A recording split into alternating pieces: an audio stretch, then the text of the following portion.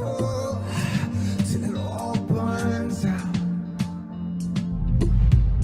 We're like falling stars, miracles dancing on the ground. And we're right with you to feel it stride deep dive. We're right with you, yeah. And we're right with you to feel it stride deep dive. Suffering grows, yeah. Listen, life is beautiful. Would you let me in? No, yeah. Listen, life is beautiful. Would you let me in? No, yeah.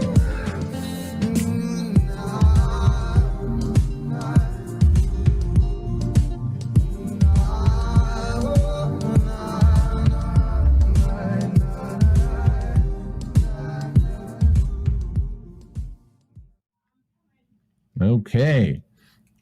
I'm bringing Julia Kamen onto the stage. Here she is. Welcome, Julia.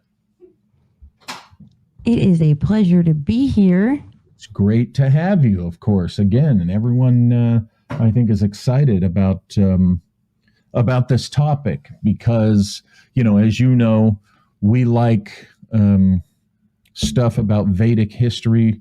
And when I say Vedic history, I mean in terms of how far back something might go. And I know you'll be getting into, I have heard in one report that this particular story you're going to be talking about, somebody guesstimated it at 800 million years, which is certainly a Vedic number, in time. So here we go. Here we go.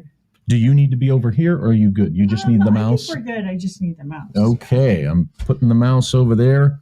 And Julia, how are you? I'm excellent. I'm good. Everything's good. I wore lace because she was found in a lace dress. There's her slides right there. Yeah, let me adjust us here a little bit. Sorry, guys. We have... just getting back from Montana. Had a wonderful trip. Short. But not bad. Yeah, you accomplished what you needed to. So let's jump into the princess. How do you pronounce it? Tisul or Tisul? I don't know. I say Tisul. Okay.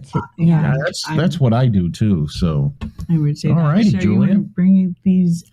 Let's let Julia jump into this. I went to present it, but it was saying it was too large. So I was like, I'll just share the screen this way. Okay. But yeah. Okay. So I tried to break it down and give visuals of it. So let me see if this works. Okay. Can you guys see that? Because I can't see you guys. Yes. Wait, never mind. I couldn't hear you at all when I did that. All right, we'll just have to do it like this. Can you hear now? Yeah. Okay. Yeah. Okay. Sorry, we had a little rearranging here. No worries. Mercury retrograde, right? Right. Everything is just like, here we go. Are you ready? Jump in. Okay.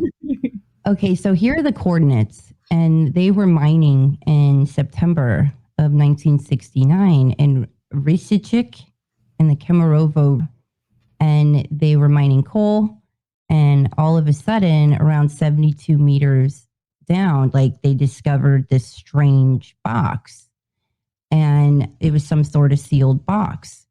And Alexander, forgive me for my Russian, Karnahov found this large marble sarcophagus with these like elaborately carved ornaments on it. And the main witness of the case was this man, Oleg Kolishkin, who claimed to have heard this whole story from a former colonel for the KGB who was involved in the extraction. Because there was the original article was written in Russian, and there's all kinds of different translations and various stories about it. So with difficulty, they pulled it out and realized it was this massive coffin that was made of marble. And this young woman's inside who just looked amazing. Like her skin was porcelain. She kind of looked like this princess. And she was beautiful, and she looked to be around 30. And there's reports that she had like these open blue eyes and this just amazing skin. So she seemed to be around 30. She was 100 centimeters high, which is around 5'9", 5'10". And her dress, it was like this lace dress, and it seemed to be sewed by a much more advanced technology than we have. And her hair was dark blonde with a reddish tint that went all the way down to her waist. And her nails rested along her body with like nice trimmed nails. And she was in this sheer snow white lace dress that was just below her knees with short sleeves that had like multicolored flowers on it.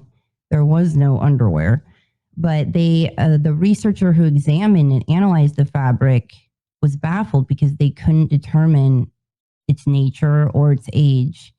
And they concluded that the technology used to manufacture the fabric is unknown today, and that it seemed to be much more advanced. And the genetic analysis of the body showed a complete resemblance to modern day Russian man. But what's interesting is she was in this fluid. It was this pinkish blue fluid. And actually, there's reports of a man that licked it and went crazy and died in February. This happened in September, and they said the man died in February. But the composition of the pinkish blue mystery liquid hasn't been determined, and some of its components have been identified, formed by the oldest varieties of onion and garlic.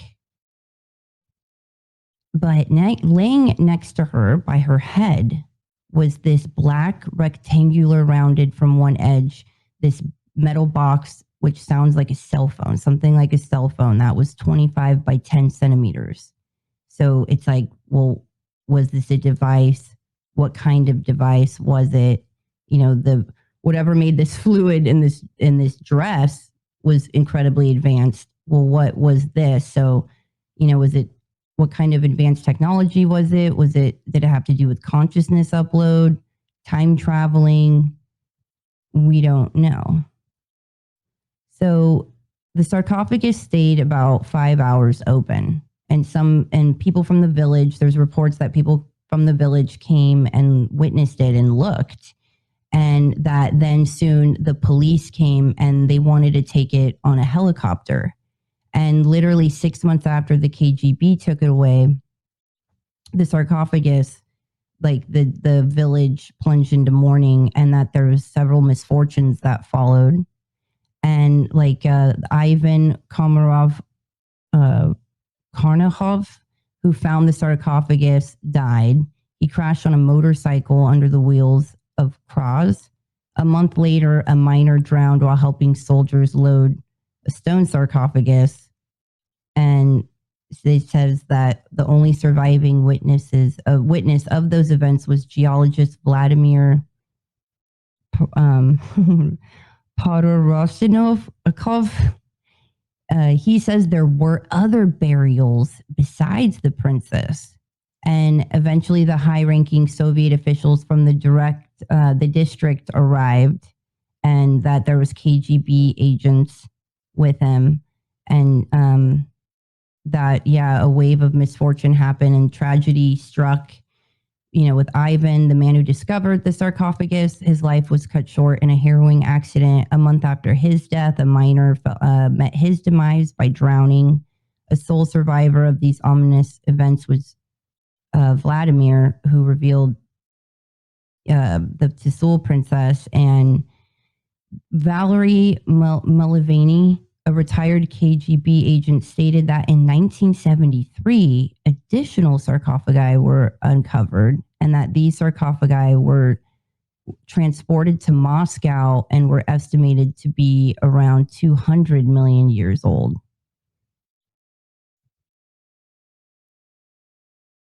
So In 2007, Roman Yankonikov, I'm so bad. Roman, a journalist from the Russian newspaper Sitipo, decided to verify the legends of this.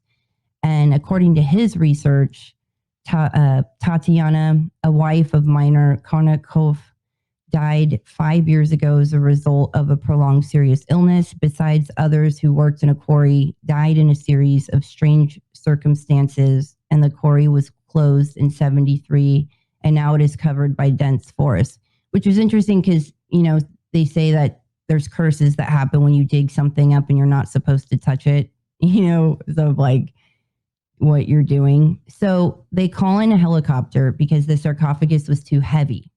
So they tried to pour out some of the liquid to make it lighter so they can carry it out of there.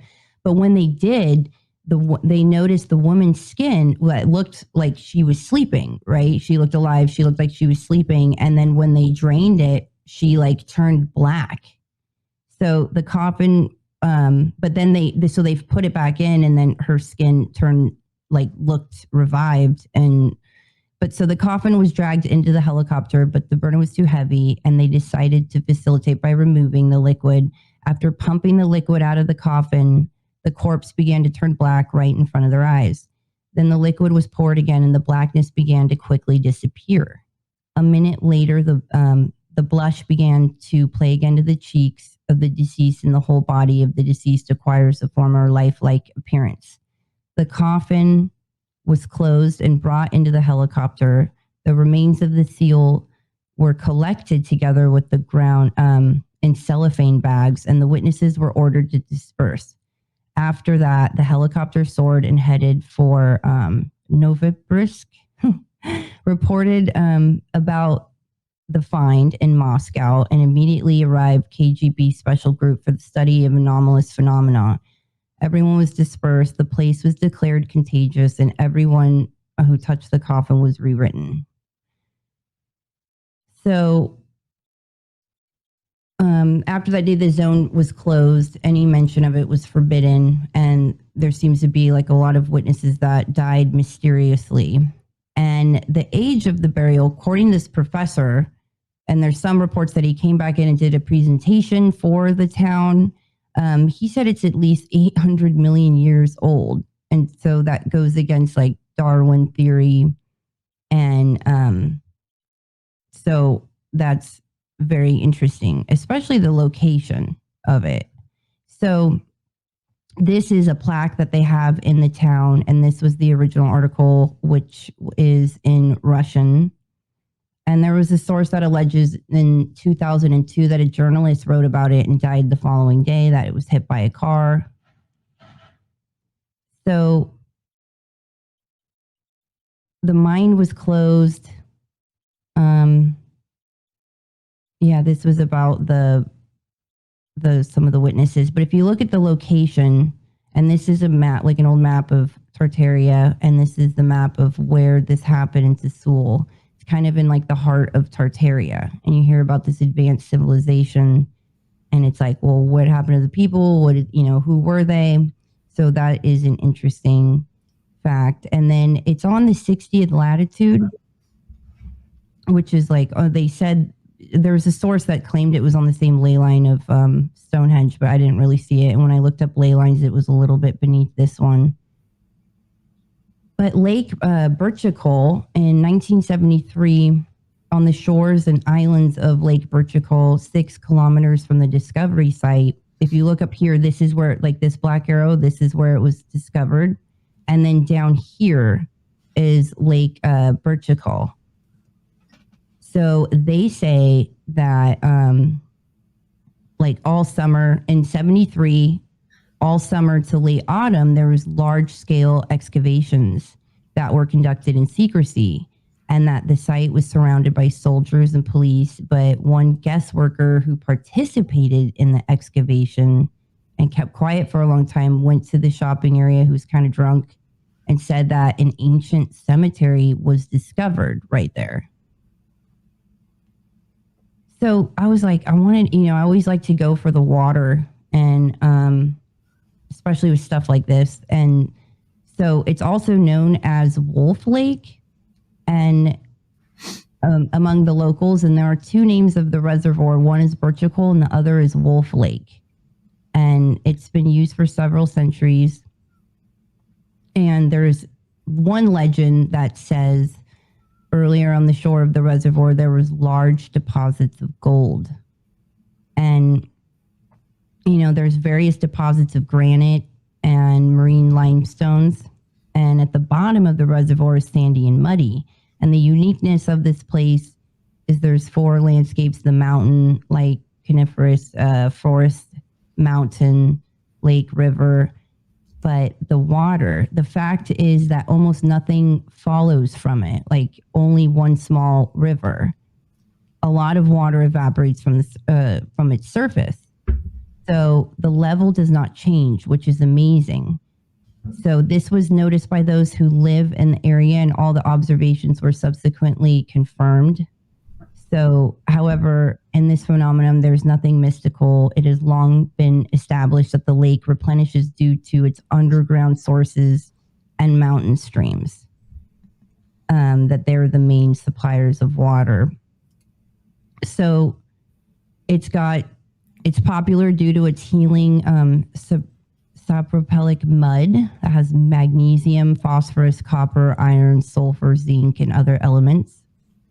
And the dirt contains proteins and amino acids.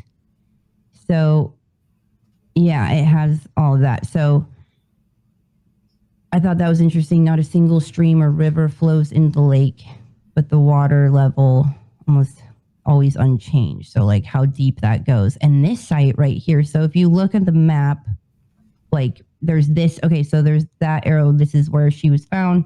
And then that's the Wolf Lake. And then see right above it, like at about 1 o'clock, right there. I just found that spot to be super interesting. I mean, look how it looks.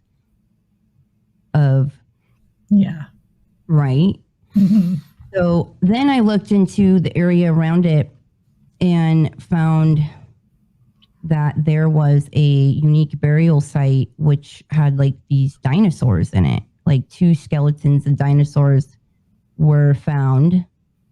And and like in the summer of 2014, they discovered like new bone bearing in this mass burial of skeletons.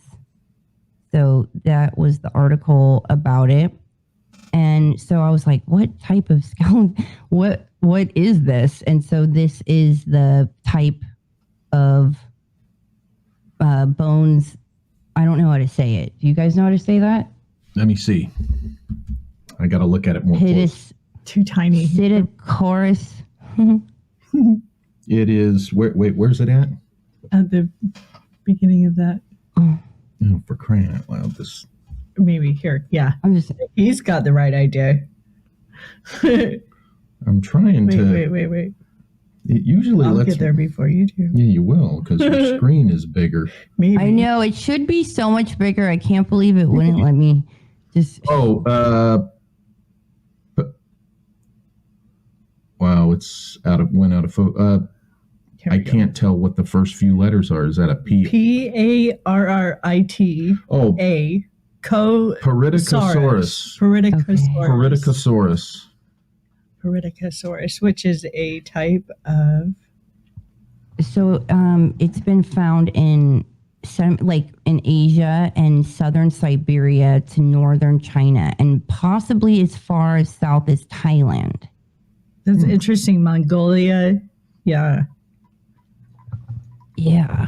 So I was like, what? Was this like their dogs back then? You know? Well, I believe that it has been a well-hidden fact that human bones remains have been found beside dinosaur remains in ancient locations and caves and things like this.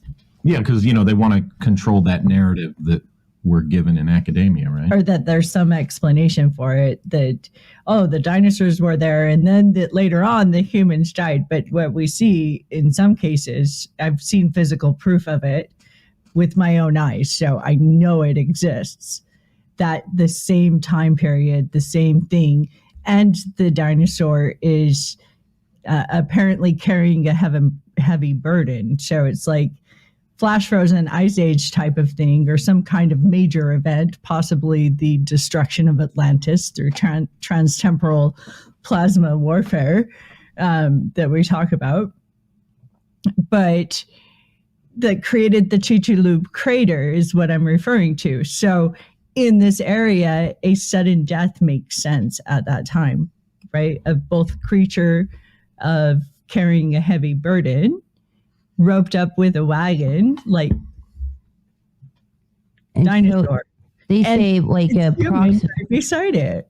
approximately stages of the early approximately 126 to 101 million years ago. And so, okay, so then I was like, oh my gosh, there's a volcano in Siberia. So I reached out to, what's interesting, what's great about having me in your life is I keep it interesting when I message anyone. So I reached out to this guy who's brilliant. He's a microbiologist in Italy, and he's brilliant. We're actually doing a show tomorrow. But so I messaged him and I was like, look, what type of fluid would be used in a cloning vat? Because of thinking of, say she's laying down, it looks like a coffin, but perhaps like cloning vat. I come across a lot of that stuff with remote viewing. So this was his response. For a supposed cloning tank, I assume that a maintenance and nutrition fluid is needed with a consistency and composition very similar to the placental tissue and the amniotic fluid in which the embryo is immersed. The composition of amniotic fluid consists essentially in water, 98 to 99%, organic part composed by proteins, glucose, urea, uric acid, creatinine, lipids, prolactin, insulin, renin, ions, natrium, NAD+, chlorine, kalium, essentially contains nutrients and hormones as growth factors for a cell differentiation. So it also got me to look, he sent me this article that Robert Ettinger, this thing he wrote, it was kind of about like immortality and stuff, because I was looking into suspended life, like suspended animation. And he says that it must be made very clear that our basic program is not one of suspended animation and does not depend on any special timetable of scientific progress, but can be instituted immediately. To make sure of our orientation, let us review the meaning of suspended animation and the several kinds of death. Suspended animation refers to a standstill in the life processes of the body. It is a stasis that can be imposed and removed at will, and the subject is regarded as alive at all times. In some simple life forms, suspended animation can be produced simply by drying, and reanimation by moistening them again. In fact, certain bacteria found embedded in salt have been reported to be revived after hundreds of millions of years. For humans, the only likely way to induce suspended animation is by freezing, but full recovery after complete freezing has not yet been achieved with any mammal. The subtle distinction between life and death is evident in the case of the dried bacteria, which were regarded as alive merely because they were potentially capable of displaying life processes. In fact, we recognize at least 5 kinds of death, so it goes on to that. So I was also just entertaining certain things and of like water portal of, perhaps you hear of portals and stuff, but if you had to go through a portal and you needed to be solidified in something to make sure you got through that, or if it was deep within the earth and you needed to send something to surface earth and make sure it stayed, to produce the fluid of keeping it intact to make it through. But almost like, souls come through the amniotic fluid, and how that happens, like the soul technology of even us being born, made, right? Or embryo. But I also thought, reincarnation ritual of perhaps seeding certain bodies to then reawaken at a future time. But it just makes you wonder, like, was it a Hyperborean? Was she Tartarian? Was she in stasis? Was she in suspended animation? Is it a reincarnation ritual? Is it a clone? Is it a time traveler from the far past or far future? Is it outside of different, place, galaxy, and, got here? And was it a goddess? Were they seeding DNA to open at another time? Was it, an inner Earth or a breakaway civilization, an Atlantean, a fallen angel? So, yeah, that is that. You guys could take my screen down or whatever. That's. Well, this is. Just click on stop sharing. It should. Oh, okay. Right. Okay. Yeah. There we go. Go ahead and bring up the. Oh, there we go. I remember how to. Yeah. Well, this, like I said, this story, when I was watching your report, I think it was last week on this kind of thing fascinates me because, I'm also interested and talk a lot about the lost technologies of forgotten civilizations. And this story would indicate that, this is a situation, a scenario, suggesting that, stumbling over here. But it reminded me of something that I was sure I had read before. So I found out that I had talked about a similar case in my book on Sir Richard Francis Burton. Before I read that, though, and this is something that you can go see photos of, but the American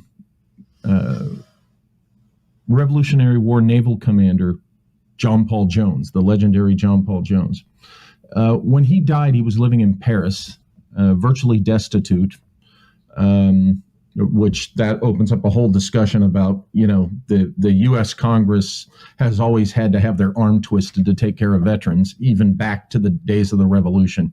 He was living destitute in Paris.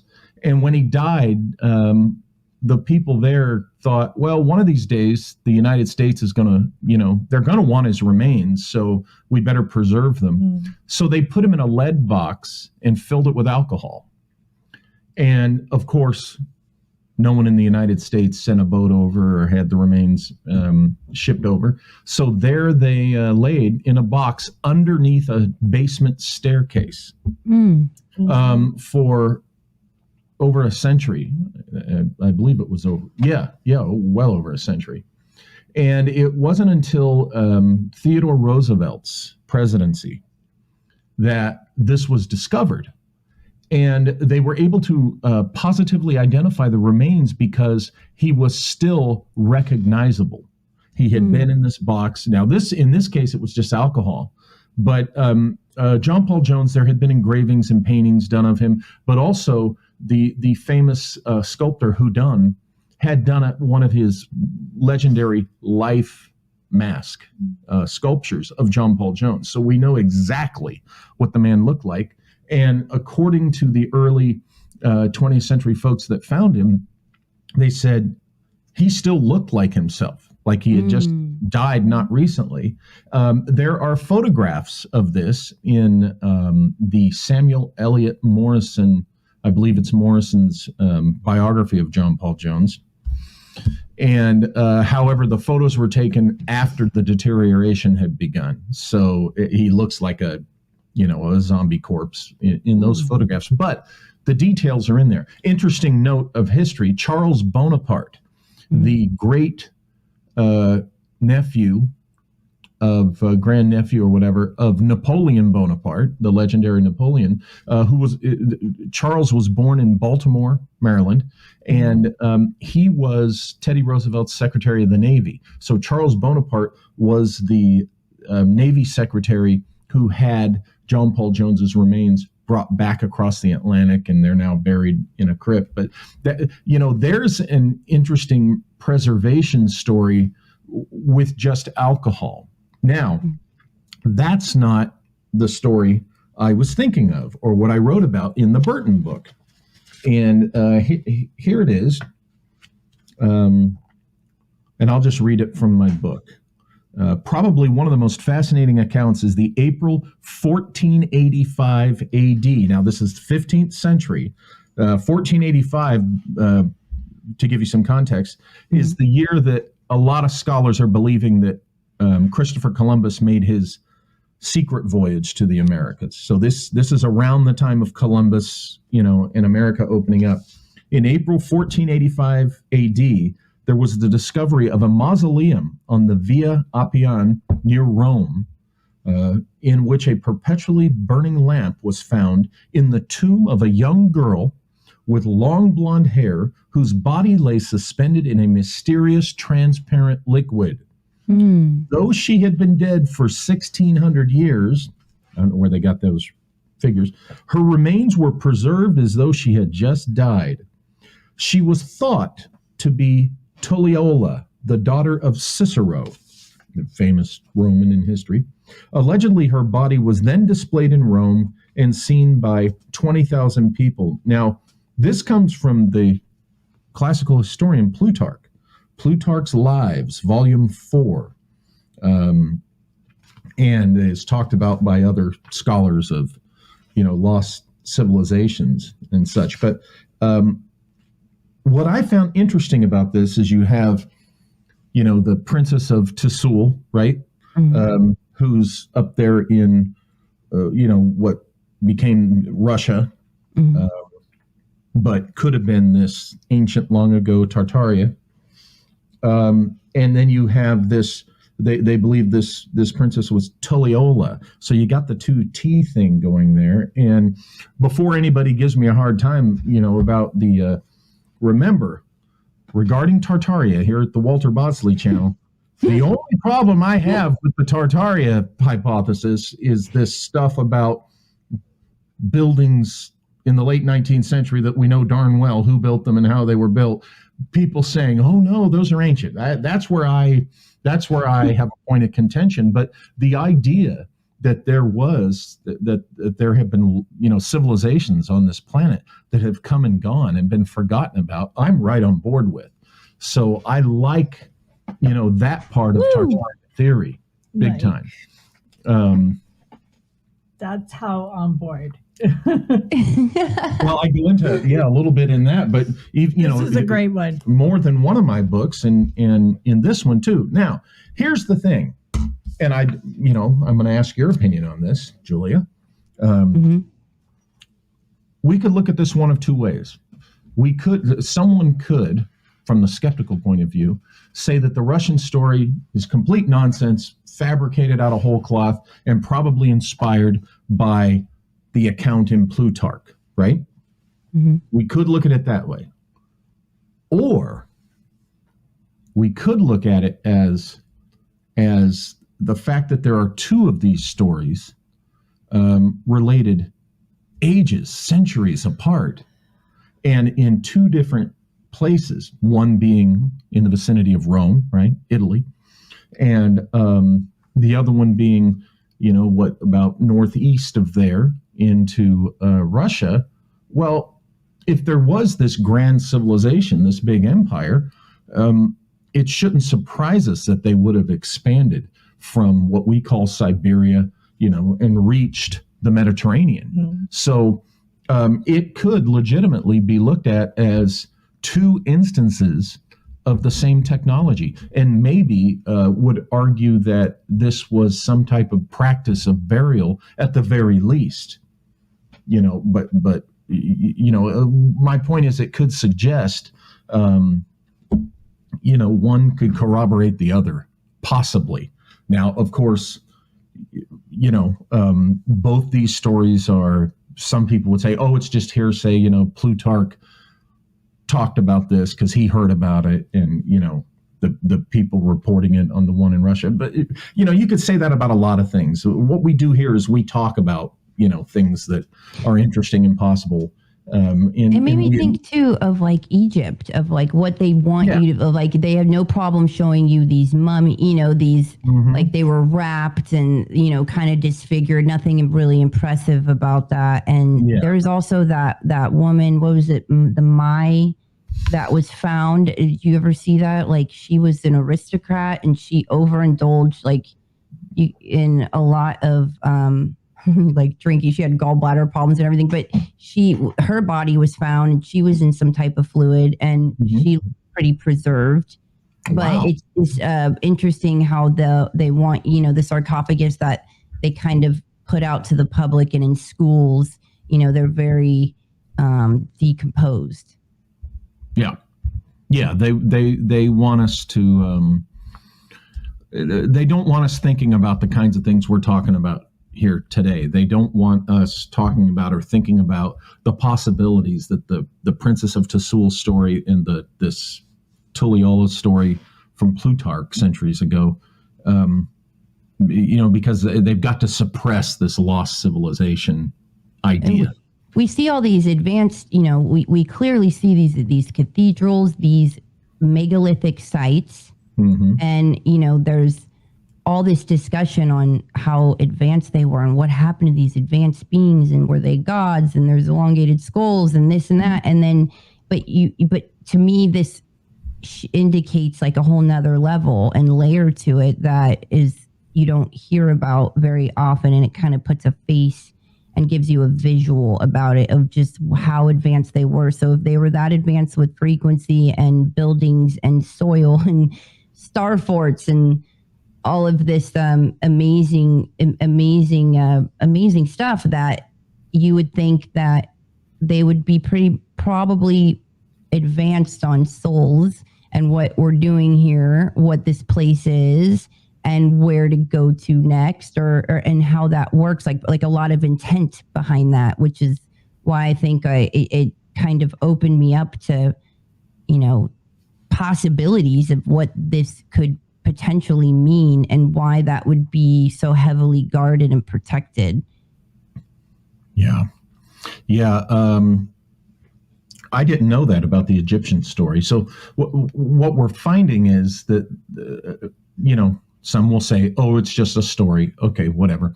But the fact that there are these stories in from different parts of the world, different cultures, that could also suggest that this was something that, think about it. Egypt, I wonder if there's a story like this connected with, I get them mixed up. Is it Tenochtitlan outside of Mexico City, the big giant? Yeah, Tenochtitlan that nobody, even the Aztecs. Or Teotihuacan. Wait, what? Teotihuacan. Teotihuacan is in. Teotihuacan. I'm getting it confused. That's in Mexico City. Yeah, the one outside of Mexico City. The Pyramid of the Sun. The Pyramid of the Sun and the Moon and all that. Yeah. Even to the ancient Mexicans, the builders of that place were a mystery. Okay, just like the Great Pyramid in Egypt, the building of that was a mystery to the days of Pharaoh. The same with the pyramids on the peninsula, Yucatan. I found another article that I thought you might find interesting about a woman they found recently in a Yucatan grotto cenote cave. So that means it has water in it, and they found her in water. Her name they named her Naya. She was a teenager, about 12,000 years. That's a little more accurate, I think, than the millions of years old. I think that just personally, that if it goes over 24,000 years, then it's kind of like grabbing at numbers. Do you know what I mean? Like, it's really hard to pin that down. But as far back as I've been able to remote view, is not saying that that's like the ultimate, but I just can't see anything past that. So 24,000 years is as far back as I've been able to travel. but you got the Vedic sources talking in terms of millions and hundreds of millions. Yes, some of the Vedic sources do talk about that. But for me, in my mind, like for bones and this kind of stuff, dating stuff geologically, the woman being 300 million years old, I think lends to more evidence. Like, I would put it on the evidence side of, well, maybe Russia is giving us some propaganda. That's something they've, a story to buzz about. But, and I qualify that with a great big one, because there are so many aspects of the story that is like the unexplained deaths. That's kind of mysterious to me. And then one left alive who feels very convicted that he needs to share what happened. So to me, that lends credibility to the story and its authenticity. Then that could just be why the hundreds of million years old tag to it. I don't know. I read one report when I did a presentation on this like 4 years ago, and I was getting frustrated because I read one report that said 800 million years and then another one that said 80. And I was like, that's a big difference. But yeah, for me, it's like not even, because with light years, sometimes I'm like the way my mind works and everything, I'm just like, yeah, whatever, like time, like whatever, what is time, right? Like, yeah. I don't even know where we're at, man. But the fact that it gets me thinking of possibilities, because what if there was about to be a cataclysmic event that you knew, or and so it's like, okay, like go to the pod, of the possibilities of what it's used for, because the cell phone thing, the device, absolutely, blows my mind. Yeah. I forgot to post, if really you could pull up the engraving of Tulliola. Remember the engraving from Plutarch? Oh, yeah. In the email that you sent me. Yeah, I sent it to you. Yeah, I can pull that up. It's not critical, so if you can't find it, it's no big deal. No worries. But possible like seeding, if they were advanced terraformers, what, the odds of them being advanced with genetics and kind of like terraforming DNA of like, when we plant this, seed this DNA of like holding the DNA to be used to do things with in the future. Mm-hmm.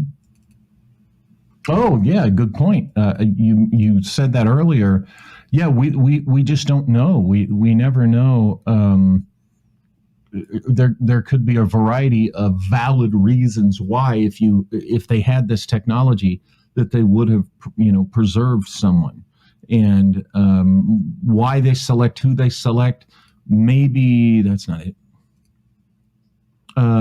Maybe she was 100% healthy, right? Maybe she was the best specimen for them to preserve for that purpose, so that in the future, there it is. Yeah. That one? Yeah, that one. Okay. She would have been, just that, the best specimen to get the healthiest DNA or biomaterial from, you never know. Or maybe she was indeed, just royalty of some sort, or who knows. It's frustrating that these are accounts, and there's no more evidence. There's just the story. Obviously, it's frustrating that that's the case. But have you heard of any other of these kinds of stories being reported in that part of the world? There was an ice maiden that was found, and I don't think it was too far away from there. Mm-hmm. And they actually accredit her being dug up. I think she had a tattoo of like a deer, but she was dated pretty old. I'd have to look up like the details on that. How close is Tisul to that place that gets talked about that Lake really Baikal? well, Lake Baikal, but also that giant mining hole that the Russians drilled down. That we hear these stories that they drilled all the way to hell, and you hear the screams. But that's of course a story. But I believe it's about a real drilling operation. Is Tisul close to either that drilling operation or Lake Baikal? Well, it's not too far from Siberia. And then, I mean, it's so hard. Russia's so massive. When I look at it, I'm like, oh, wow. Like, oh, look, Lake Baikal's to the far right. Yeah. We call that east. But the Ice Maiden, when they dug her up, I don't think she wasn't in this pinkish blue, like crystalline liquid. Right. But they do say that it was basically like opening a portal to hell, and that there was all these like weather events, like major weather catastrophes that happened soon following that they accredit it to. Mm-hmm. Okay. So there's the picture you wanted up. Yeah, that's an engraving that is done off of the Plutarch story, and that's them finding who has been identified as possibly the daughter of Cicero, Tulliola. It doesn't necessarily mean it's her, but there she is, and was reportedly found in a transparent liquid.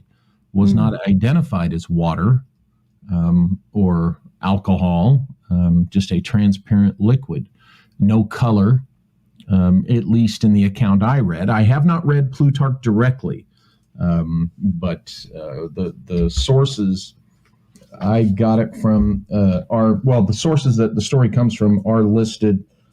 It's in Plutarch, it's in Goodwin, I guess translated by Goodwin, or edited, Plutarch's Lives, Volume 4 in an 1874 edition.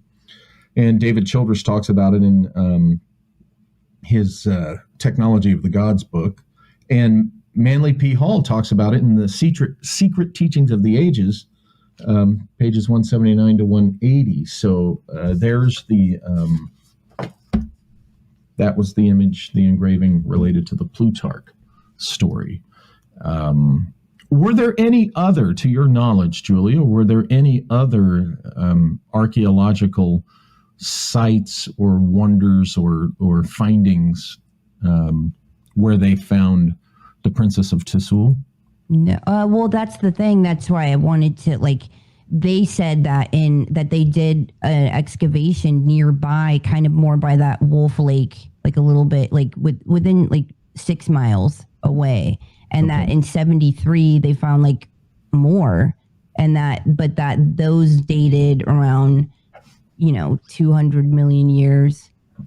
When they say more, what like structures or that they found more sarcophaguses, like sarcophagi, multiple sarcophagi. Yeah, that they found a bunch. That's why I was like, what?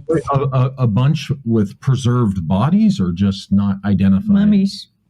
Yeah, I think like similar to her, but that they weren't as old. But that's why that lake that I showed you, like 6 miles south, that seems significant, that they're like, I don't even know how it's always filled up. And it just made me think of like inner earth, advanced civilizations, breakaway civilizations, of using water like an elevator to come up, like who knows, of like a surface, like a way of travel, like, and you would think like we start in amniotic fluid. You would think to preserve us, if you want to preserve a body, it'd probably be similar to amniotic fluid. Yeah. I mean, I hadn't thought of that until you were talking about it, a few minutes back, and that would certainly make sense. Well, what I find interesting is relation to, again, Yucatan. Like, as soon as Walter brought up, we're going to talk about this Princess of Tisul, I was like, what's that? Because I had not heard about it, right? So I had to do my own research and go through and figure this out, what it was. But my first reaction is its similarity to the name in Yucatan called Tikul. Now, Tikul is known to be a matriarchal place in the stela. There's the Queen of Koba, and then there's also the Queen of Tikul. These are two major stelas that are really studied, great big huge ones. So Tikul and Koba are known to be this matriarchal society who were the builders of these two pyramids. It's kind of a few of the only ones that we have an idea of who the builders were. Like Uxmal, all the Mayas say it was built before we got here. Chichen Itzá, same thing. Chichen Itzá has been rebuilt. Uxmal rebuilt 3 times. Tenochtitlan and Teotihuacan, same thing. They've been rebuilt many times. And most of the furthest memory back, or recorded memory, oral traditions, is that it was this way when they arrived, right? So I find the similarity between Tisul and Tikul not able to ignore that, especially with the lore that comes with Tikul itself, and that a she can very easily be interchanged to be an S, right? We can work those 2 letters together. We even do that in some of our sounding of C words. They come out as an S, right? So yes, granted, Tikul is a Maya word, right? So what does Tikul mean? I would have to look that up. I'm like, are you asking? I heard I totally picked up on somebody like, well, what does that mean? Or, expecting, okay, I could do that. But right off the top of my head, I want to say it's a timekeeping thing. Cool, having to do with the god Kukulkan. Kukulkan? Yeah. Probably. But yeah, right off the top of my head, I don't know. I would have to do more on Tikul. But I'm like, that's too cool. Yeah, I love Tikul though. Tikul is a really neat pyramid. It's definitely, check that one out. Have there been any? I don't know this honestly. Have there been any pyramids or pyramidal type structures found in Siberia or this area? Well, I didn't know about the volcano. I didn't know there was a volcano there. Russia has pyramids. So does China. And it's hard to find info. I've always felt really drawn to that area, but I get frustrated when I can't find a lot, like the information I want to find. That's a holdover, unfortunately, from the Soviet era, because controlling information was it helps to be either in that country when you're doing the searching, or in another country that's in good relations with that one that you're looking up. So for Russia, it's pretty hard to find stuff. I would offer the speculation that it might be easier now for researchers to go over there and look into these things, despite the anti-Putin propaganda that goes on. All these people, I have a great-great-grand uncle or whatever from the Ukraine, Putin is, Satan incarnate, or, if you listen to guys in my former, the profession I used to be in, they're in that community, they still want it to be the Cold War days. But if you ignore all that bullshit, I would venture to say that folks like us could probably, this might be a good idea, you two, hear me out on this, we could probably get a visa to go over there and poke around with this stuff now. In my opinion, I think we totally Putin's Russia. Easily. I'm so down. This is something, I want to go there and I want to go to Romania, but that is something I would, oh my gosh, I would just be over the moon. Hey, Putin is a Libra like us three. We're like, hey, let the Libra love. All right, show another Libra, the other Libra's love. Yes. Before we go to questions, I want to ask you, what is your hypothesis on this princess of Tisul and this other story from Plutarch, Tulliola, and Naya, and things like this. What do you think right now at this point in time? Well, I liked to think that I took it too far. Like I like to think that it was a seeding of DNA, and but that those were the three things of the seeding of the DNA, some type of suspended in, like, it's for a later time. I just keep getting that, like it was supposed to, like it wasn't supposed to be just shut down forever type thing. Right. So that's those three things of the seeding of DNA to be open at another time, possibly I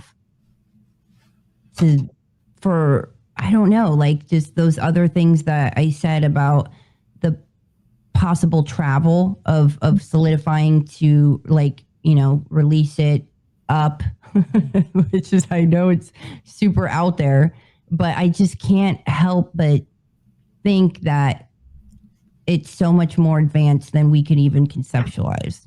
Yeah. And I know we're big proponents of the idea that, history is circular and cyclical, and advanced technologies come and go, and you just move along and advance until whatever happens and everything falls, and then you start rebuilding. And naturally, each civilization, as it rebuilds and reaches a certain point, along comes the arrogance to actually believe that, oh, we're the only ones that got this far. See, it's observable. Well, except for this evidence, and this evidence, and to which they say, oh, just ignore that.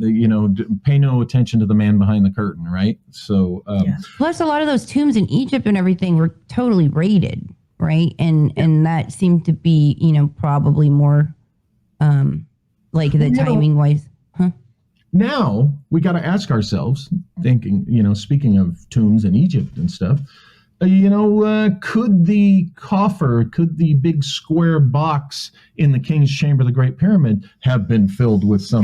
That's exactly what I thought, Walter. Like on a show, Hans was talking about that, and I was thinking that. I'm like, oh, like if the fluid was drained, and I just feel like there was more of these throughout the world.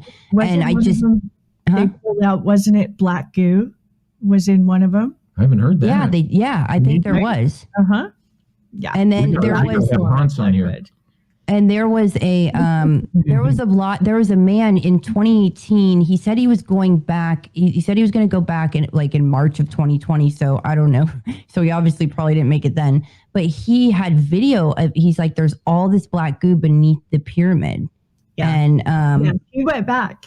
Okay. I haven't seen the footage or whatever, but that's significant because it's like programmable matter, like what type of, like, or what's being programmed? Is this like a ancient AI, or that in some fluid kind form? of residual? Because how you with crypto, crypto mining, that has to be in a particular fluid, a very specific fluid, and these specific boxes or whatever. So if you look at that, and the pyramid maybe was, if you look at it as a possible technology that would need to be cooled, or is in a specific formula to cool that or operate that, or for whatever system. Could be. Let's not forget that the reports of the discovery of large amount of mercury, liquid mercury, underneath the Pyramid of the Sun in Mexico. What was that about? Now, naturally, the naysayers come along and they say, well, it was most likely just a diorama of their underworld. It was a diorama used for ceremonial. When they can't explain something, it's all ceremonial. But a quote that always makes me think of, and I brought it back to Teotihuacan because of all the mercury being found beneath there, is Samuel Cohen said, red mercury is manufactured by mixing special nuclear materials in very small amounts into the ordinary compound, and then inserting the mixture into a nuclear reactor or bombarding it with a particle accelerator beam. So it's like, what's going on here? Right. Like, makes me wonder about CERN again, right? well, yeah, Hey, and let's, what's under Texas, let's, and all the rest of that. let's go to the live chat types of hadron and take colliders. questions because we're at that time. Okay.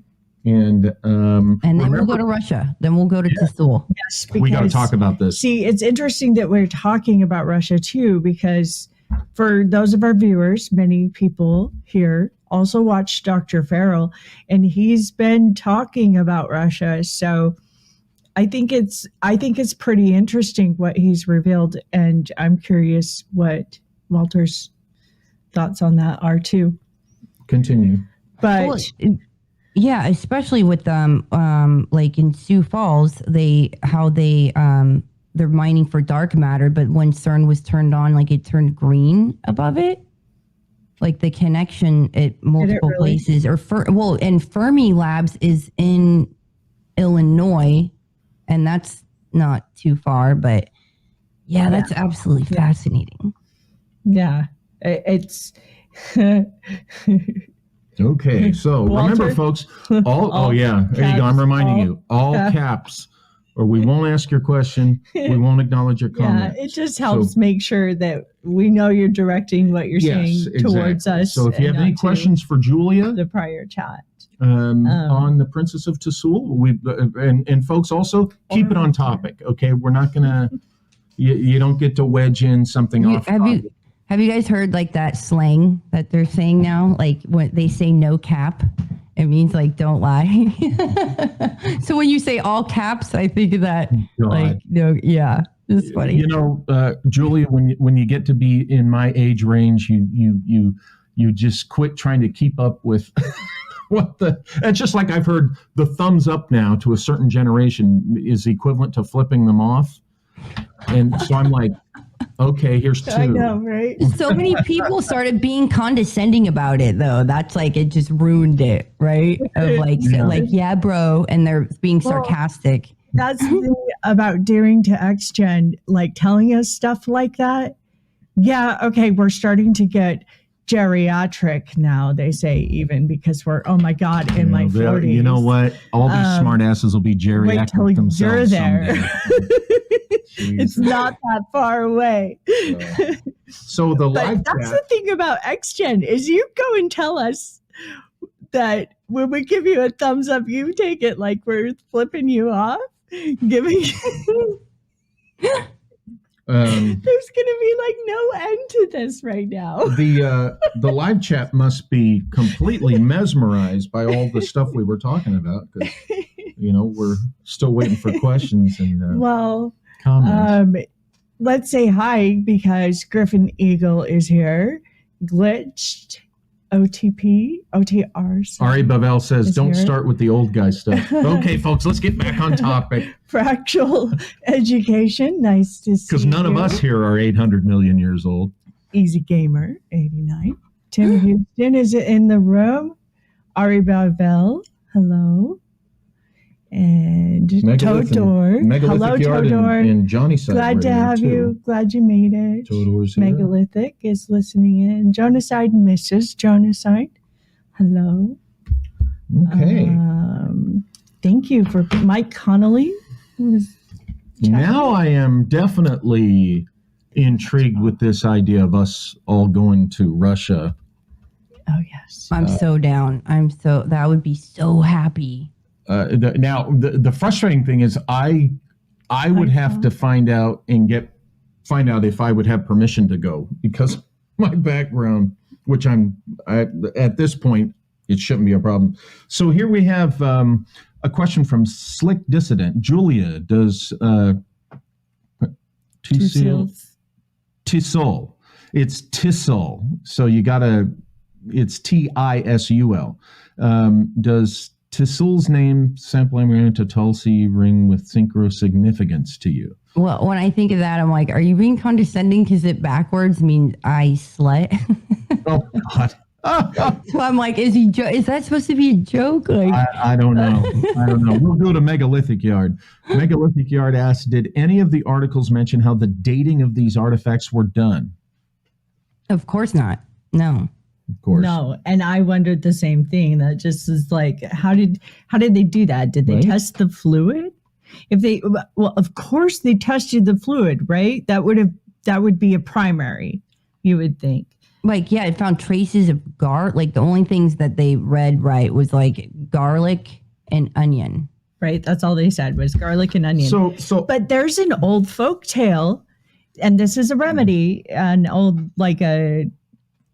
I think it works. Like, I know if somebody in my house got this kind of fever sick, I would make them a warm bath in stewed garlic and onions. Have you seen that? And like, you take the big, huge pot of onions, a whole bag of onions, and you bathe the person in garlic and onion. I actually have this Raphael, he from Team Rabbit Hole, he turned me on to this garlic tincture that's this like ancient, the way he makes it is this ancient guarded formula. And I started taking it and it was like a nootropic and I noticed such a difference. And, the ancients, and so when they got married, they would have bouquets of garlic. And, in Tutankhamun, they had, in his tomb, there was like a node to garlic. Like garlic was almost like so respected and honored. And then you hear this, like, oh, wow, it can do it has properties. There was clearly a vampire problem back then. Right. And I was going to ask that, I guess if I add garlic to my mom's potato and onions recipe, I could extend my life eating more potatoes and onions. I wonder if there was probiotics in the water. Right. It could have been. That's why I wanted to, I just want to look at soil samples around there.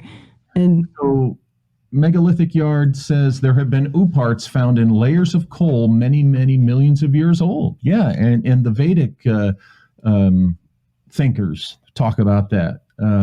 Jonquille Doré. I think there is a history of a group of knights or kings found in a mountain. Can't remember where I read this. Could this be related? Well, I would say, yeah, particularly if it's Eastern Europe or over in Russia. Yeah, similar story. Found in, okay, so John Keel, if you have some more context on this or a reference to what you're referring to here, like, oh my gosh, that's totally relevant. Because that's a cool story. Yeah, that's interesting. Seriously, I was like, what? And that's where it took my mind of all these possibilities. Like, what if this is one of the mythological figures we hear about of like a goddess or, preserved. Did anybody think to pull her lip up and look at her teeth? Check for fangs? I don't know if they touched her because if she comes out of the water, she starts turning black. Exactly right. They probably, right? Right, Julia, is that right? Yeah, when they drained the fluid. And that's what I was thinking too. Like, how are they draining it? How are they pouring it out? Or was there something? I mean, this was in what year? This was 69. I mean, the same way that you could pump gas out of a car's gas tank, put a device in there, have some type of, they could have hand cranked it out into another reservoir, clearly they saved it. For you just need a pump because they put it back. So they could have pumped it into some other reservoir. And there were some reports that they had a helicopter and that helicopter left, and they had to bring another helicopter and airlift it. I can't remember if you said anything about this, but did they offer any analysis of the sarcophagus itself? I can't remember what material that was made out of. Granite or what was it?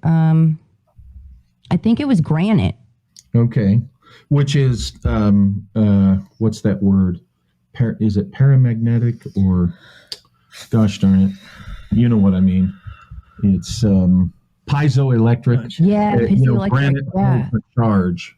Right. And that's why I found so interesting is I think one of the largest amounts of granite is in Yosemite and how much activity there is about portals opening up and them going to a different area of what the granite can maybe amplify. Did they? Yeah, exactly. And which brings me to when they took the lid off this thing, did they mention that they had a hard time breaking the seal or lifting it off? I can't remember. Oh, they said, Because that would imply maybe magnetic seal. yeah, like, where is it? Hold on. It said it said they lifted the casket to the surface and began to open it, pounding the putty, which had petrified from time to time along the edges, not so much from the blows as from the heat of the sun. The putty had turned into a clear liquid and flowed. And that so one miner even tried to lick it on his tongue. And the lid of the box was a perfect fit for a stronger connection. The inner edge was bordered by a double edge, tightly entering the 15-centimeter wall thickness. And the box turned out to be a coffin filled to the brim with that pink blue crystal clear liquid. Okay. And that, so that's interesting. Yeah. Fractal Education says maybe the fluid was the living waters of life, quote unquote, and that's what made the woman appear alive. And maybe that's why so many would be found in that area. Maybe this water, because I have lots of theories, because I come across so many amazing water like sources from deep within the earth, and of certain places having this access to this certain type of water, and it being like kind of magical, and the fact that this lake fills up and maybe it goes deeper within the earth, and I could see making that a hot spot because of that, So that's why I was like wanting to dive more into like more was found in the area at this Wolf Lake, and let's go there and take samples. Yeah, exactly. D. Dorothy Papineau says Olga Karitidi wrote about the lady shaman in the Altai Mountains in Siberia. You know what? You might look at Nicholas Rourke's stuff and see if anything emerges about, today's topic from him, Julia, if you're familiar with Nicholas Rourke. No, I'm not. Ooh, Roerich. Wait. You pronounce it Rourke, but it's spelled like Roerich. Roeich? Roerich. And one of his books is Altai Himalaya. Interesting historical figure, for sure. Griffin Eagle asks if the Princess of Tisul had any acupuncture tattoos, I guess like the Ice Queen. No, I don't. They didn't report any. It just sounded like she had this like perfect like skin. Which that's made me think too, is like, is this a clone, like a cloned human, or like, were they combined different? Yeah, she was grown in that. Grown, yes. And to be, yes, that's why, that was that was my first initial reaction, just because of things I have come across, like, and from remote viewing sessions of a lot of VATS, a lot of like of that going on in underground in that activity. And so, and from what I understand, it's an ancient thing. Like it's been going on for a long time. I wonder if she could be a sample of the original, human females, right? That the Elohim, the so-called Elohim, developed in their laboratory. That's why I think of like a preservation of genetics, and then that's what makes me think about the device too. Is like, what's on that of like seeding, and that's why I even wondered like consciousness upload. If you are growing a clone, like what's on the what would be on that? I see off-world involvement.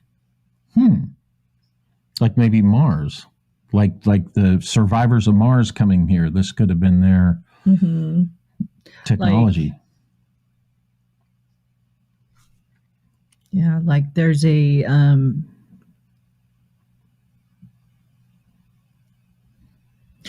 spaceship, a UFO type thing. Like a traveling pod, right? Like a traveling pod, basically. Okay. And Aboard that is okay. Let's go out to Speculation Island, like we talked about, As if we're not there already. and hypothesize. What if it was very much like I like your idea with the stargates too. Yes, the water. Like I feel like to go to certain places, we imagine stargates like you just walk into them, but some of them being like, okay, through the sun, through water, through the depending on the destination. Right. And that also brings me back to what Osmanagich had transcribed that was found at the bottom of the Bosnian pyramids that had said like that it had been cut off, like act like warriors, like the portals cut off, like, so to act like warriors until then. Let me give the audience some context here, because this is, and I'm really glad you brought that up, because we're going to have him on the show. I'd like to, we talked about inviting him when we met him in person. And so Walter's making out the context of it. But Julia, really quickly, share with our audience who you're talking about, because oh my gosh. Okay. He's one of my favorite people. Cool.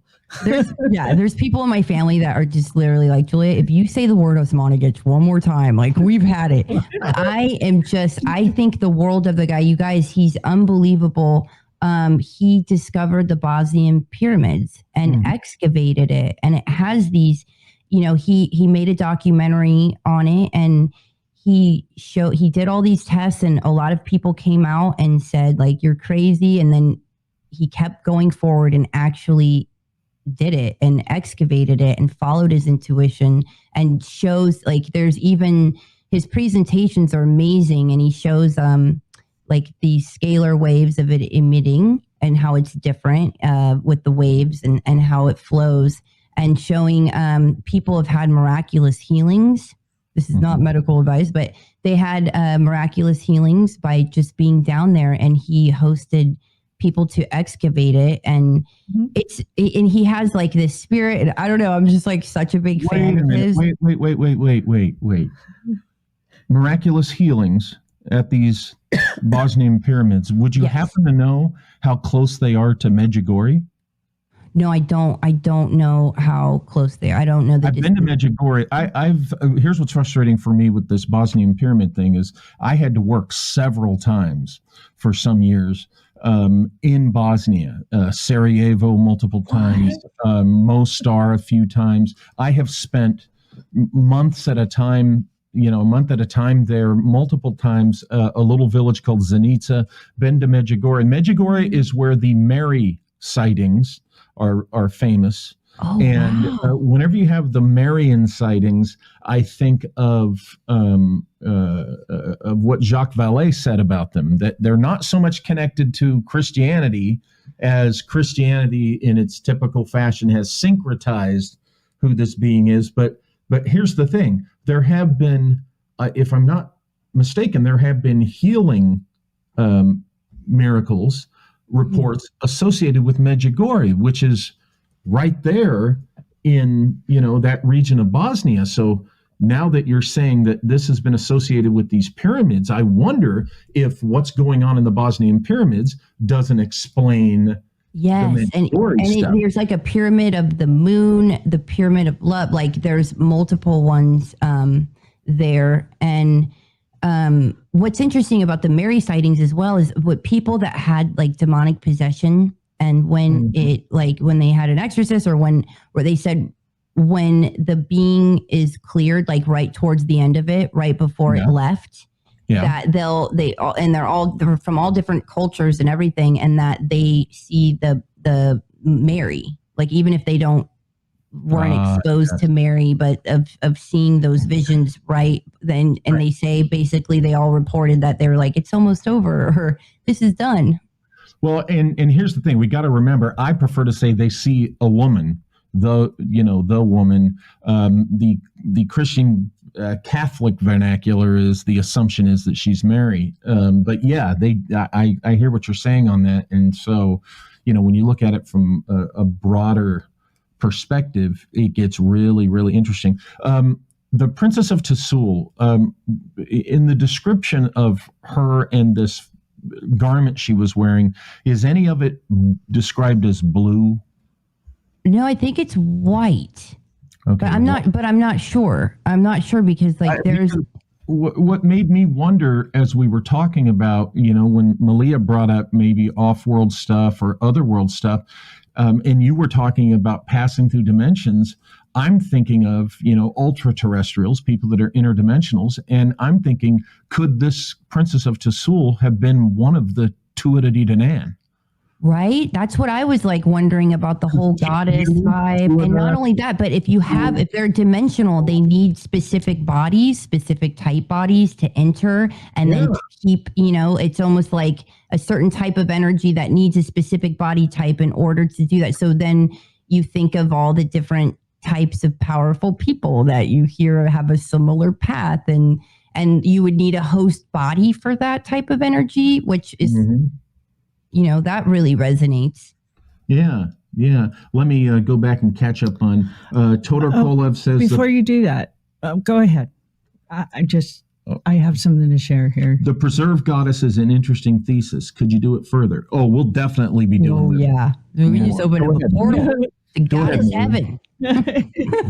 Okay, I'm going to share this because I had kind of thought about sharing this earlier and wanted to get this in. So, but in Yucatan, there is let me get this going here. Sorry, it kind of takes a second.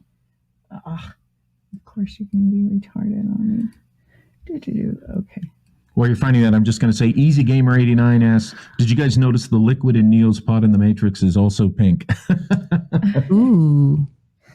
So in Yucatan, there's this beautiful little village called Izamal. Mm-hmm. Okay, so notice that we have some similarities again. Tisul, Izamal. Yeah. Okay, so Izamal is connected to Valladolid, Yucatan with in a route. They're very close to each other in artistry, architecture, and they have the same color of the city. You see this yellowish color. The whole city has this sense. So in Valladolid, this is actually a picture of Valladolid. There's this huge convent, right? And in the archway of the convent, I don't know if you can see that, there is a stained glass window of a woman lady they call Our Lady of Izamal. Okay. And the Lady of Izamal is very, very unique when it comes to, she's not a Virgen de Guadalupe. She's different. So this is where she's, one of her housings, she has two. Wait, I'll be right back. Sorry.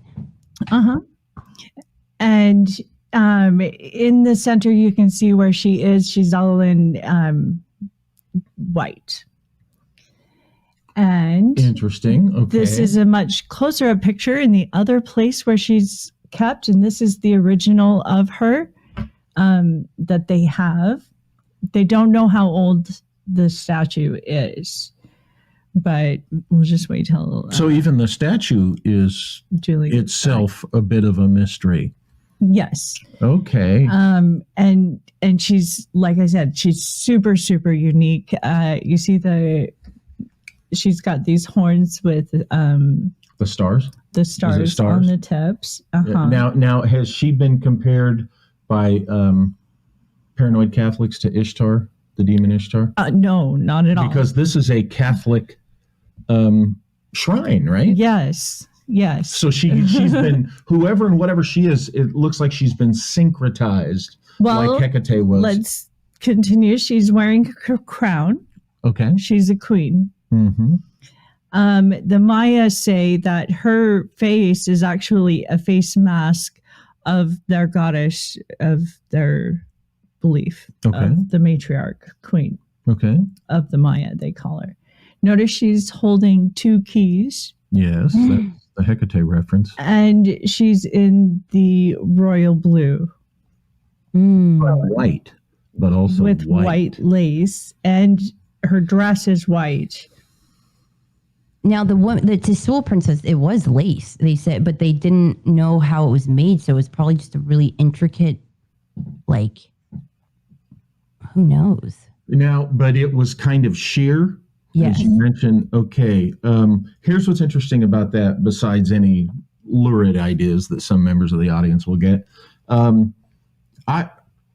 this is something I never talked about, I don't think, on the show, but my mentor, this is going to be weird and crazy. Okay, my mentor, who's no longer with us, he told me about being regularly visited by who he called the Blue Lady, and she would come to him and appear to him often at times when people had died, to kind of be a sign that, hey, someone you know has died or there's death around. One time she appeared to him and he basically followed her lead and he found a dead body in a swimming pool.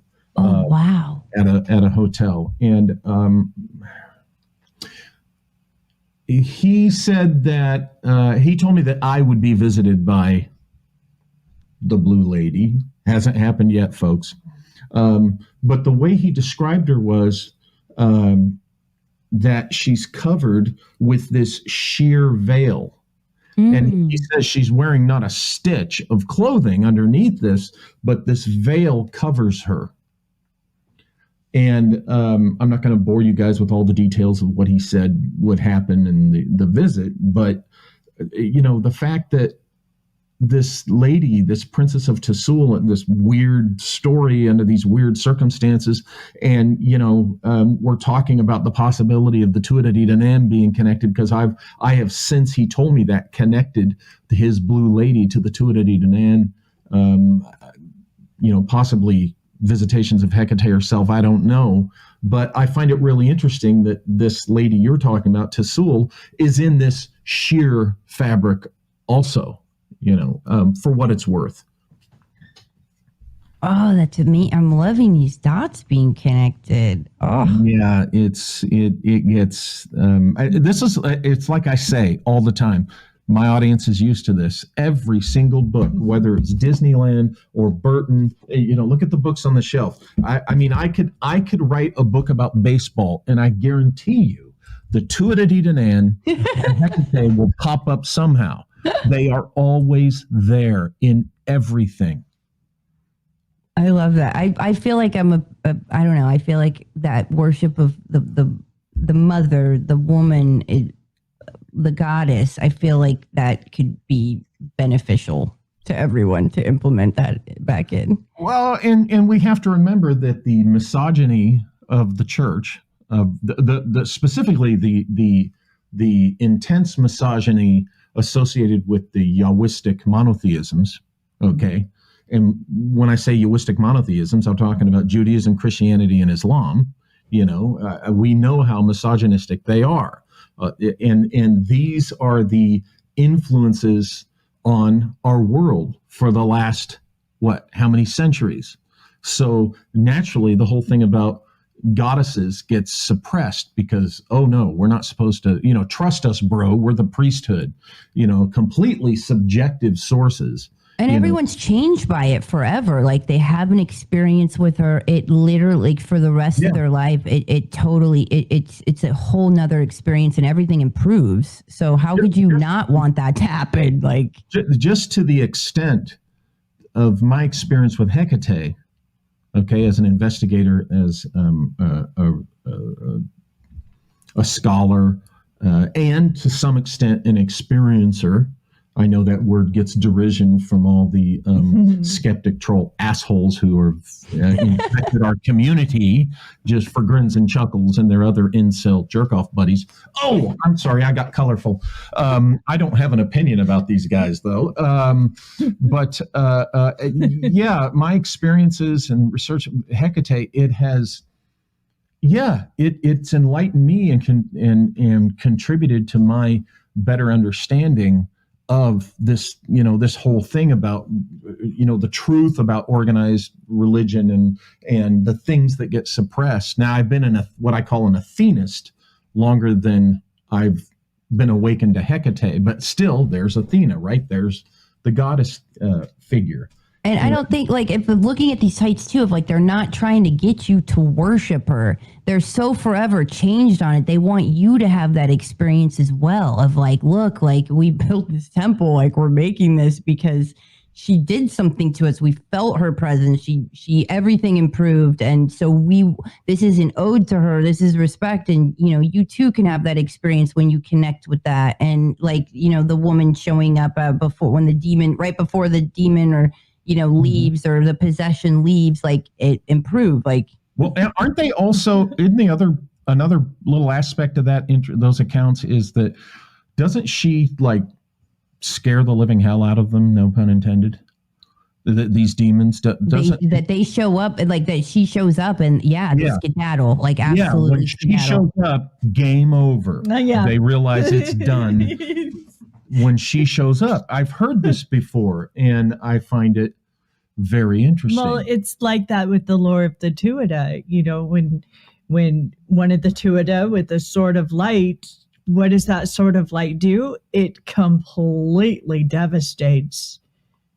It's even like a disintegration happening to the lower demonic figures. Yeah, these Tuatha, the Tuatha De Danann, I'm talking about the not the ones that don't get me started with the materialist anthropologist, you know. It's all tribal cultures. It's all symbology. Go to hell. Get out of here. It's not all that. The Tuatha that come from the other place, we'll put it that way. They're still with us. They're here. They're deeply involved in this thing that we're talking about, you know, in the greater picture of it and in the specifics. And I wouldn't be surprised at all to find even more suggestion of the Tuatha De Danann in this Princess of Tisul and stories like this, to be honest. I think we're going to see how more. Cool would that be to go and talk to the locals? And apparently I wanted to find out more of what's in that museum, of the Kemerovo Museum right there. That would be really interesting. Maybe Osmanagic has some contacts, or because he goes a lot of spots. I think maybe we've got a little research expedition in the making here. Oh, yeah. We need to put our heads together with you, and we got to get Hans in on this, and we need to talk with is it Osmanagic? Not sure, Marcos. Osmanagic. What Quatalopia? Do you mean Lady of Guadalupe, maybe that it might have been the computer that changed the spelling. But yeah, okay. So what is the native goddess behind Our Lady of Guadalupe? Do you know? What is the native goddess behind Our Lady of Guadalupe? Is there one? Guadalupe. Just assume he's talking about Guadalupe. But I wonder if it's Cuatl. Maybe there is a Quadalopia, but wait a minute. Maybe Our Lady of Guadalupe met up with Quetzalcoatl, and their child was Quadalopia. But I'm only half joking. I'm wondering too, maybe he's talking about Our Lady of Isamal, and a native goddess behind Our Lady of Isamal.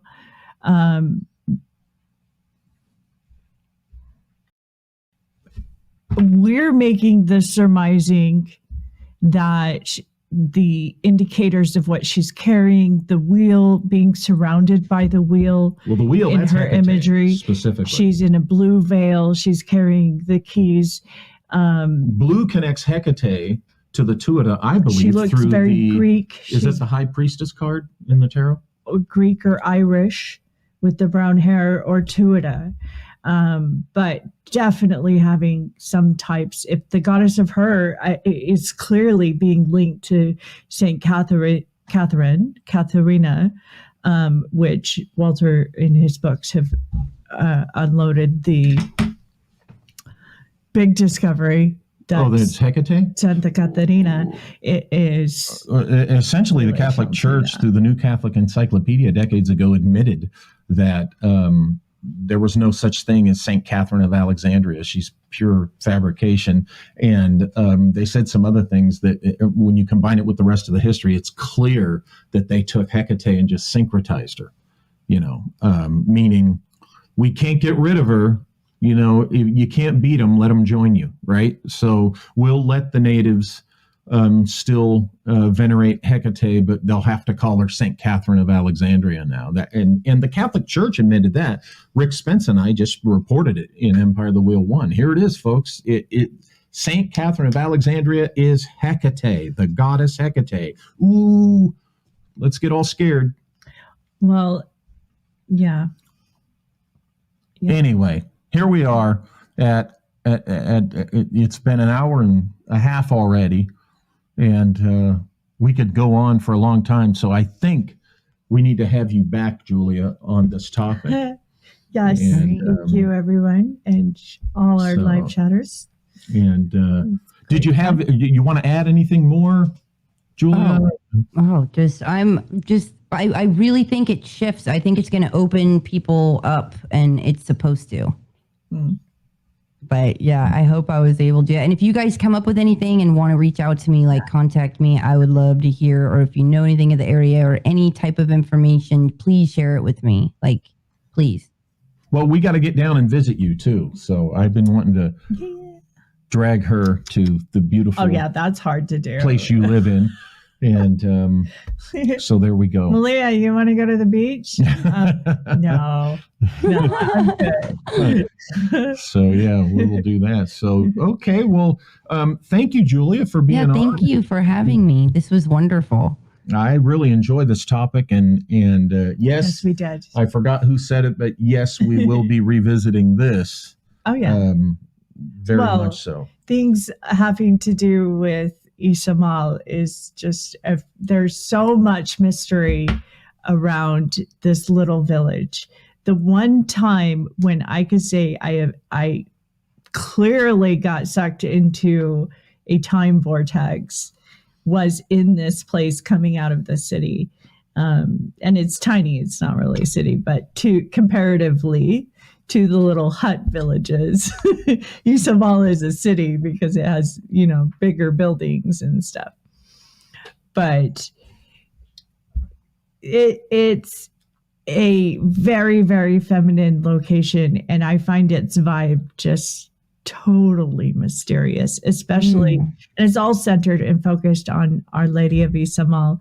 And there's lots of stories from there about her appearing to people, or she has messages. She saved lives of different people. There's all kinds of things going on about this certain statue. Well, we'll have to. It's pretty neat. Dive into that too the next time we have Julia on with this topic. So we will always talk more about Valladolid, Isamal, Yucatan, princesses, warrior queens of all different countries. Yeah. So cool. Because, well, we want to thank everybody who showed up. We had a really good turnout. Thank all of you in the live chat. And what about our super chats? We need to thank who gave those? Griffin, right? Griffin Eagle. Thank you so much. It's very generous of you. Every little bit helps, of course, to keep things going. Coffee. And thank you again. And Julia, thank you again. That's $10. And we'll be talking soon for sure. All right. Thanks, you guys. It's Julia. Okay. Ciao. Beautiful till it all burns out. We're like falling stars, miracles dancing on the ground. And we're right with you, the feelings try to deep dive.